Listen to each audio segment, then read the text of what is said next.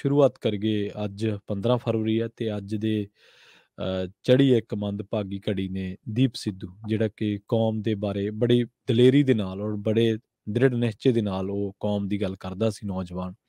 ਪਰ ਇੱਕ ਸੜਕ ਹਾਦਸੇ ਦੇ ਵਿੱਚ ਉਹ ਸਾਰਿਆਂ ਨੂੰ ਹੀ ਸਦੀਵੀ ਵਿਛੋੜਾ ਦੇ ਗਿਆ ਤੇ ਅੱਜ ਸਾਰੇ ਆਪਾਂ ਉਹਨੂੰ ਭਾਵਭਿੰਨੀ ਸ਼ਰਧਾਂਜਲੀ ਭੇਟ ਕਰਨ ਦੇ ਨਾਲ ਨਾਲ ਉਸ ਨੌਜਵਾਨ ਨੂੰ ਯਾਦ ਵੀ ਕਰਦੇ ਹਾਂ ਕਿ ਬੜੀ ਦਲੇਰੀ ਦੇ ਨਾਲ, ਬੇਸ਼ੱਕ ਇੱਕ ਹਿੱਸੇ ਨੇ ਉਹਦੀ ਕਿਰਦਾਰਕੁਸ਼ੀ ਵੀ ਕੀਤੀ ਸਿਰਫ ਵਿਚਾਰਧਾਰਕ ਵਖਰੇਵੇਂ ਕਰਕੇ।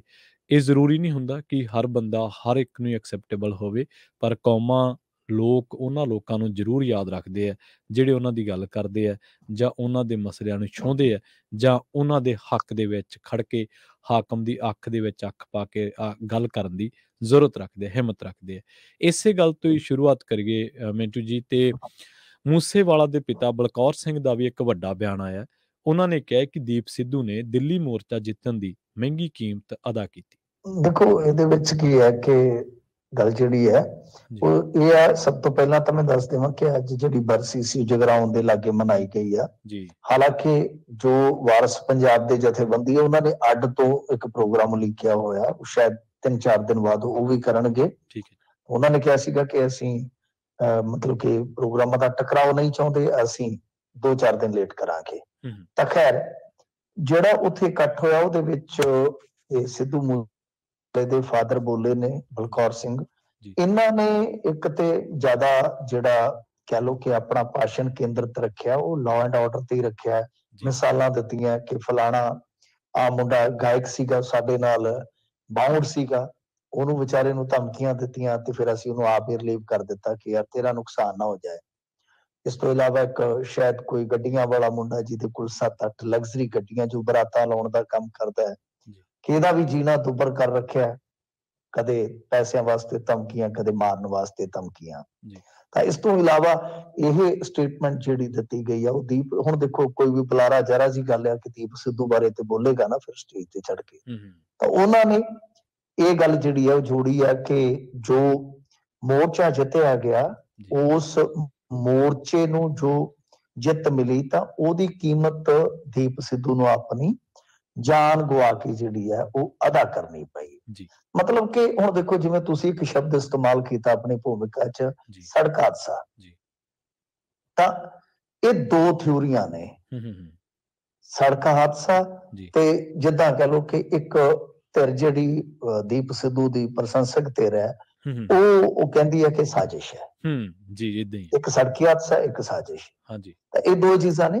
ਤਾਂ ਮਤਲਬ ਕਿ ਉਹਨਾਂ ਨੇ ਵੀ ਇਸ ਚੀਜ਼ ਨੂੰ ਇਸ ਐਂਗਲ ਨਾਲ ਹੀ ਪੇਸ਼ ਕੀਤਾ ਹੈ ਕਿ ਦਰਅਸਲ ਇਹ ਸਾਰਾ ਕੁਝ ਜਿਹੜਾ ਹੈ ਉਹ ਹੋਇਆ ਕਿਉਂਕਿ ਉਹ ਕਹਿੰਦੇ ਨੇ ਕਿ ਬਈ ਇੱਥੇ ਜਿਹੜਾ ਵੀ ਬੰਦਾ ਥੋੜਾ ਚੜ੍ਹਦਾ ਹੈ, ਜਿਹੜਾ ਵੀ ਬੰਦਾ ਬੋਲਦਾ ਹੈ, ਤਾਂ ਉਹਨੂੰ ਇੱਕ ਕੀਮਤ ਜਿਹੜੀ ਹੈ ਉਹ ਅਦਾ ਕਰਨੀ ਪੈਂਦੀ ਹੈ। ਵੈਸੇ ਇਹ ਥਿਊਰੀ ਹੁਣ ਜਿਹੜੀ ਹੈ ਉਹ ਥੋੜੀ ਜਿਹੀ ਜ਼ਿਆਦਾ ਬਹਿਸ ਮੁਬੈਸਾ ਦਾ ਵਿਸ਼ਾ ਬਣੀ ਹੋਈ ਹੈ, ਕਿਉਂਕਿ ਰੀਨਾ ਰਾਏ ਥੋੜੇ ਦਿਨ ਪਹਿਲਾਂ ਬੋਲੀ, ਜਿਹੜੀ ਇੱਥੇ US ਦੇ ਵਿੱਚ ਹੀ ਰਹਿੰਦੀ ਹੈ ਤੇ ਜਿਹੜੀ ਕਹਿ ਲਓ ਕਿ ਸਭ ਤੋਂ ਕਲੋਜ਼ ਸੀ ਉਸ ਟਾਈਮ ਦੀਪ ਸਿੱਧੂ ਦੇ, ਤਾਂ ਉਹਨੀਆਂ ਗੱਲਾਂ ਦਾ ਵੀ ਕਾਫੀ ਵਿਰੋਧ ਹੋਇਆ।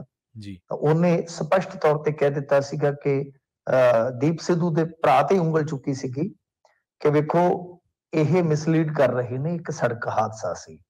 ਉਸ ਤੋਂ ਬਾਅਦ ਜਦੋਂ ਅਮਰਤਪਾਲ ਸਿੰਘ ਨੇ ਇਹ ਅਨਾਉਂਸਮੈਂਟ ਕੀਤੀ ਆਪਣੇ ਪ੍ਰੋਗਰਾਮ ਦੀ, ਤਾਂ ਉਸ ਵੀਡੀਓ 'ਚ ਸ਼ੁਰੂਆਤ ਹੀ ਇਸ ਗੱਲ ਤੋਂ ਕੀਤੀ ਸੀ ਕਿ ਹਿੰਦੁਸਤਾਨ ਦੀ ਹਕੂਮਤ ਨੇ ਬੜੇ ਸਾਜ਼ਿਸ਼ਨ ਢੰਗ ਦੇ ਨਾਲ ਹੱਤਿਆ ਕਰ ਦਿੱਤੀ ਹੈ। ਤਾਂ ਮਤਲਬ ਹੁਣ ਰੌਲਾ ਤੇ ਇਹੀ ਹੈ ਨਾ ਕਿ ਇਹ ਥਿਊਰੀਆਂ ਜਿਹੜੀਆਂ ਦੋ ਆਪਸ ਦੇ ਵਿੱਚ ਟਕਰਾਉਣਗੀਆਂ, ਨਹੀਂ ਤਾਂ ਕਿਵੇਂ ਮਤਲਬ ਕਿ ਇਕੱਠੀਆਂ ਤਾਂ ਚੱਲ ਹੀ ਨਹੀਂ ਸਕਦੀਆਂ। ਕਿਉਂਕਿ ਜੇ ਸੜਕ ਹਾਦਸਾ ਕੋਈ ਵੀ ਬੰਦਾ ਪ੍ਰਵਾਨ ਕਰੇਗਾ ਤਾਂ ਫਿਰ ਸ਼ਹੀਦ, ਤੁਹਾਨੂੰ ਪਤਾ ਹੀ ਹੈ ਨਾ, ਜਿਹੜੀ ਧਿਰ ਸ਼ਹੀਦ ਮੰਨਦੀ ਹੈ ਤਾਂ ਉਹ ਇਸ ਚੀਜ਼ ਨੂੰ ਕਦੇ ਵੀ ਪ੍ਰਵਾਨ ਨਹੀਂ ਕਰੇਗੀ।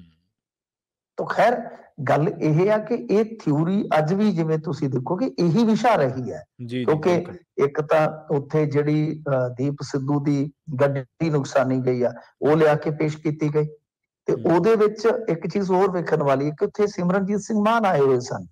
ਤਾਂ ਮਾਨ ਸਾਹਿਬ ਨੇ ਇਹ ਗੱਲ ਕਹੀ ਕਿ ਇਸ ਮਾਮਲੇ ਦੇ ਵਿੱਚ ਉੱਚ ਪੱਧਰੀ ਜਾਂਚ ਹੋਵੇ, ਨਹੀਂ ਤਾਂ ਅਸੀਂ UN ਤੱਕ ਜਾਵਾਂਗੇ। ਵੈਸੇ ਇਹ ਇਹਨਾਂ ਦੀਆਂ 2-3 ਵਾਰੀ ਗੱਲਾਂ ਦਾ ਮੈਂ ਜਵਾਬ ਵੀ ਦਿੱਤਾ ਹੈ ਕਿ ਦੇਖੋ UN ਦੇ ਵਿੱਚ ਜਾਣ 'ਚ ਤੁਹਾਨੂੰ ਕੋਈ ਹਰਜ਼ ਨਹੀਂ ਹੈਗਾ, ਰੋਕ ਨਹੀਂ ਸਕਦਾ, ਪਰ ਇੱਕ ਮਿਸਾਲ ਸਾਨੂੰ ਮਿਲਦੀ ਹੈ ਬੇਨਜ਼ੀਰ ਭੁੱਟੋ ਵਾਲੇ ਕਤਲकांड ਦੀ ਜੀ। ਉਹਦੇ ਵਿੱਚ ਜਿਹੜੀ ਮੈਂ ਤੁਹਾਨੂੰ ਜਾਣਕਾਰੀ ਦੇ ਰਿਹਾ ਉਹ ਬਿਲਕੁਲ ਮਤਲਬ ਕਿ ਸੱਚ ਹੈ, ਉਹਦੇ 'ਚ ਕੋਈ ਉਹ ਨਹੀਂ ਹੈਗਾ ਕਿ ਉਸ ਟਾਈਮ UN ਦਾ ਵੀ ਇੱਕ ਤਰ੍ਹਾਂ ਨਾਲ ਕਹਿ ਲਓ ਕਿ ਇਨਵੈਸਟੀਗੇਸ਼ਨ ਦਾ ਦਸਤਾ ਕੰਮ ਕਰ ਰਿਹਾ ਸੀਗਾ। ਪਰ ਹੋਇਆ ਕੀ, ਕਿਉਂਕਿ ਖੁਦ ਪਰਵੇਜ਼ ਮੁਸ਼ਰਫ ਜਿਹੜਾ ਥੋੜੇ ਦਿਨ ਪਹਿਲਾਂ ਮਰਿਆ ਵਾ, ਉਹ ਤੇ ਇੱਕ ਇੰਟਰਵਿਊ 'ਚ ਮੰਨ ਗਿਆ ਸੀਗਾ ਕਿ ਐਸਟੈਬਲਿਸ਼ਮੈਂਟ ਦਾ ਹੱਥ ਹੋ ਸਕਦਾ ਹੈ।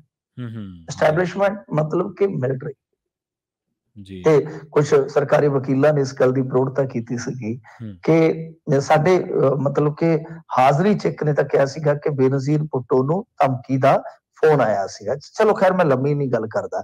ਤੇ ਜਿਹੜੇ ਉਹ ਆਏ ਸਨ ਨਾ UN ਵਾਲੇ, UN ਨੂੰ ਜਾਂਚ ਪੜਤਾਲ ਮਿਲ ਗਈ, ਚਲੋ ਸਾਰਾ ਕੁਝ ਹੋ ਗਿਆ ਕਿਉਂਕਿ ਬਹੁਤ ਵੱਡਾ ਕਤਲकांड ਸੀਗਾ।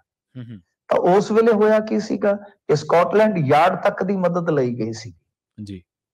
ਪਰ ਬਾਅਦ ਦੇ ਵਿੱਚ ਜਿਹੜੇ ਉਹਨਾਂ ਨੂੰ ਹੈਡ ਕਰ ਰਹੇ ਸਨ, ਹਰਾਲਡੋ ਮਨੋਜ ਉਹਨਾਂ ਦਾ ਨਾਮ ਸੀਗਾ, ਮਨੋਜ ਨਹੀਂ ਮੋਨੋਜ, ਤਾਂ ਮਤਲਬ ਉਹਨਾਂ ਨੇ ਸਿੱਧੇ ਤੌਰ ਤੇ ਇੱਕ ਇੰਟਰਵਿਊ ਦੇ ਵਿੱਚ ਮਤਲਬ ਕਿ ਦੱਸ ਦਿੱਤਾ ਸੀਗਾ ਔਨ ਰਿਕਾਰਡ ਕਿ ਉੱਥੋਂ ਦੇ ਰਾਜਨੇਤਾਵਾਂ ਨੇ ਜਾਂ ਫੌਜ ਨੇ ਸਾਨੂੰ ਕੰਮ ਹੀ ਨਹੀਂ ਕਰਨ ਦਿੱਤਾ।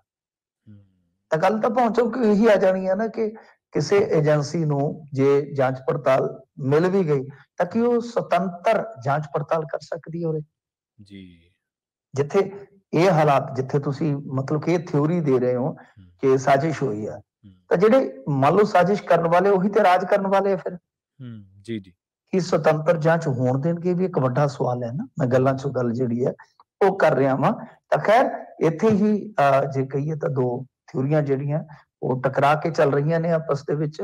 ਹਰਦੀਪ ਸਿੱਧੂ ਦੀ ਬਰਸੀ ਦੇ ਮੌਕੇ ਤੇ ਮੈਂ ਦੇਖਿਆ ਜਿਹੜੇ ਨੌਜਵਾਨ ਉਹਨੂੰ ਮੁਹੱਬਤ ਕਰਦੇ ਸਨ, ਚਾਹੁੰਦੇ ਸਨ, ਉਹ ਬੜੇ ਭਾਵੁਕ ਸਨ, ਬੜੇ ਮਤਲਬ ਕਿ ਜਜ਼ਬੇ ਨਾਲ ਬੋਲ ਰਹੇ ਸਨ, ਜੋਸ਼ ਨਾਲ ਬੋਲ ਰਹੇ ਸਨ।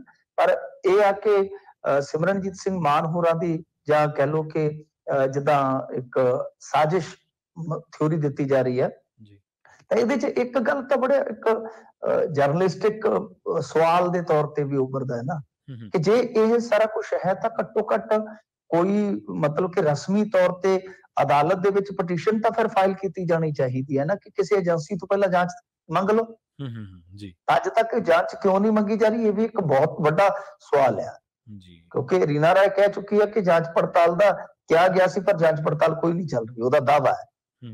ਉਹਦੇ ਤੇ ਕੋਈ ਸਪਸ਼ਟਤਾ ਨਹੀਂ ਹੈ ਹਾਲ ਦੀ ਘੜੀ ਕਿ ਜੇ ਮੰਨ ਲਓ ਪੁਲਿਸ ਉਹਨੂੰ ਐਕਸੀਡੈਂਟ ਕਰਾਰ ਦੇ ਰਹੀ ਹੈ, ਜਿਹੜਾ ਕਿ ਦਿੱਤਾ ਪਿਆ ਹੈ ਔਨ ਰਿਕਾਰਡ, ਤੇ ਫਰਜ਼ ਕਰੋ ਕਿ ਇੱਕ ਮਤਲਬ ਕਿ ਪ੍ਰਸ਼ੰਸਕ ਵਰਗ ਜਾਂ ਦੀਪ ਸਿੱਧੂ ਦਾ ਬਹੁਤ ਵੱਡਾ ਸਮਰਥਕ ਵਰਗ ਹੈ ਜਿਹੜਾ, ਉਹਦੇ ਵਿੱਚ ਬਹੁਤ ਸਾਰੇ ਲਾਇਰ ਵੀ ਹੈਗੇ ਨੇ, ਖੁਦ ਮਨਦੀਪ ਸਿੱਧੂ ਵੀ ਲਾਇਰ ਹੀ ਹੈ। ਤਾਂ ਗੱਲ ਇਹ ਹੈ ਕਿ ਹੁਣ ਤੱਕ ਕੋਈ ਜਾਂਚ ਪੜਤਾਲ ਰਸਮੀ ਤੌਰ ਤੇ ਤਾਂ ਮੰਗੀ ਜਾ ਸਕਦੀ ਸੀ ਜੇ ਆਪਾਂ ਇਸ ਪੁਆਇੰਟ ਆਫ ਵਿਊ ਤੋਂ ਦੇਖੀਏ। ਤਾਂ ਖੈਰ ਪਹਿਲੀ ਬਰਸੀ ਹੈ, ਤਾਂ ਪਹਿਲੀ ਬਰਸੀ ਅੱਜ ਵੇਖ ਲਓ ਕਿ 1 ਸਾਲ ਗੁਜ਼ਰ ਗਿਆ। ਮੈਨੂੰ ਅੱਜ ਵੀ ਯਾਦ ਆ ਇਸ ਵੇਲੇ ਤੋਂ ਸ਼ਾਇਦ ਕੋਈ ਘੰਟਾ ਕੁ ਪਹਿਲਾਂ ਖਬਰ ਮਿਲੀ ਸੀਗੀ। ਹਾਂਜੀ ਹਾਂਜੀ। ਤੇ ਬਾਅਦ ਦੇ ਵਿੱਚ ਖਬਰਾਂ ਅਸੀਂ ਖੁਦ ਕਰਦੇ ਰਹੇ, ਕਿੰਨਾ ਚਿਰ ਕਰਦੇ ਰਹੇ ਵੱਖ-ਵੱਖ ਐਂਗਲਾਂ ਤੋਂ, ਪਰ ਬਾਅਦ ਦੇ ਵਿੱਚ ਸਮਾਂ ਦੇਖੋ ਕਿਸੇ ਦੇ ਚਲੇ ਜਾਣ ਤੋਂ ਬਾਅਦ ਵੀ ਕਿੰਨਾ ਦੌੜਦਾ ਰਹਿੰਦਾ ਹੈ।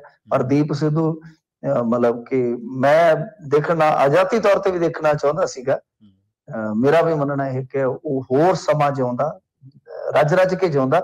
ਬਹੁਤ ਕੁਝ ਸੀ ਜਿਹੜਾ ਸਾਨੂੰ ਵੇਖਣ ਨੂੰ ਮਿਲਦਾ। ਖਾਸ ਤੌਰ ਤੇ ਮੈਂ ਤੈਨੂੰ ਇੱਕ ਫਿਲਮ ਡਾਇਰੈਕਟਰ ਦੇ ਤੌਰ ਤੇ ਵੀ ਦੇਖਦਾ ਸੀ ਕਿ ਉਹ ਡਾਇਰੈਕਟਰ ਬਹੁਤ ਤਗੜਾ ਬਣ ਸਕਦਾ।